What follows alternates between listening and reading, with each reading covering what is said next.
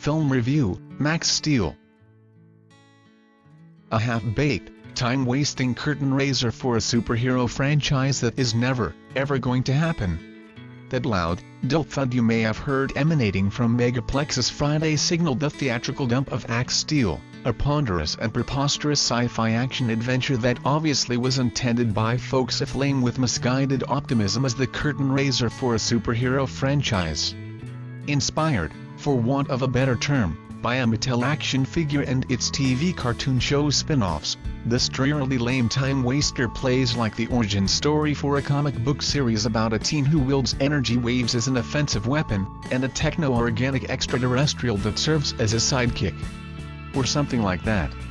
Suffice it to say that if Nick Fury ever sized up these guys as potential Avengers, he wouldn't even bother to draft them for the farm team.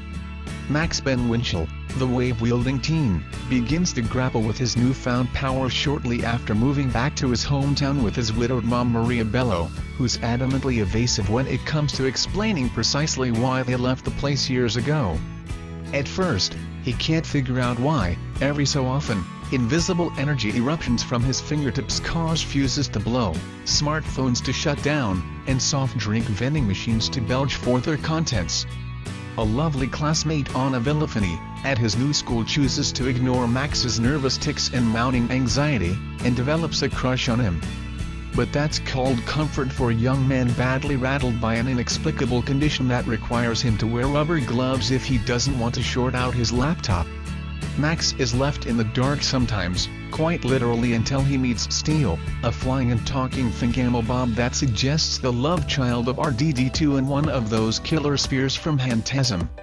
Voiced by Josh Brenner with all the subtlety that Paul Rubens brought to light of the Navigator, Steel coaches Max, helping the perplexed teen learn how to control his superhuman abilities, and discover how he gained those abilities in the first place.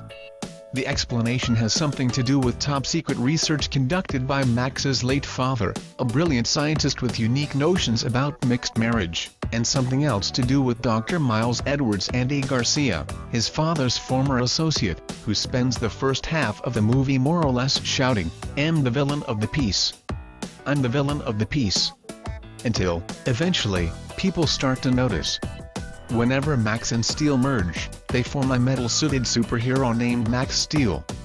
Mind you, no one ever actually refers to the product of their union by that name, but never mind, considering that the movie is titled Max Steel, it's probably safe to assume that their conjunction constitutes, well, Max Steel.